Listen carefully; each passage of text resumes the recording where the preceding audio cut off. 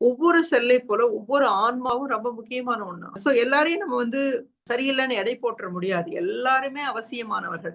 நம்மளோட சேர்ந்து இருக்கிறவங்க, நம்மளோட வேலை செய்றவங்க, நம்ம சொந்தக்காரங்க எல்லாருமே தேவையான ஆன்மாக்கள் நம்முடைய வளர்ச்சிக்கு. அவங்ககிட்ட இருந்து நம்ம சில விஷயங்கள படிச்சுக்கணும்.